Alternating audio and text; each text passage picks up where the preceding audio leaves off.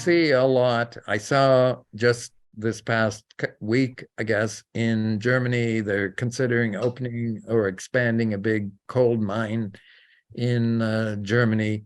And there's lots of people there objecting, protesting. A few people, I think, got arrested. And I look at all of these movements to push back and try to get some decent initiatives up going to deal with what the majority of our scientists are saying. We're facing a very serious risk with climate change. So I am a little bit dismayed at that the protests, the people pushing back, they seem to stop after a few months. And there's mostly young people. I do see the odd gray-haired person like this in the protest too. What do you feel would help to put in front of powers to be, government and other institutions, something that could move things a bit further? I'm dismayed of our current government, and I'm just thinking for 25 years, in the 1990s, when I was chair of the Environment Committee in Ontario, or in the country for the cattlemen's, for the Beef Association, we started talking about climate change then, and some of the things farmers would have to do. So it's been 25 years that I've been very aware of this. And what will it take? What do you think it will take? Do we need a larger disaster where a lot of people are keeling over, dying on the street? I do think it will take something much bigger because at this point, I feel like politicians and people in positions of power are not taking it seriously, taking like climate change seriously and all of its consequences. But I think soon enough, at the rate that things are going, things are going to get much, much worse very soon. And people are going to see that. And people are going to see that eventually, even things that are very profitable now but bad for the environment are soon not even gonna bring in that much profit because the earth is falling apart. Well, I think maybe bigger natural disasters when they hit like really rich countries.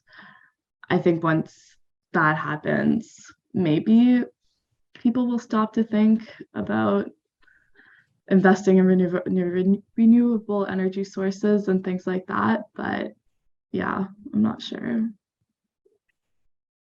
I don't know if there's a different narrative, a different way of talking to people, or a different discussion has to take place. But one day, 25 years ago, I was driving back from a meeting in Toronto, an environment meeting in downtown Toronto.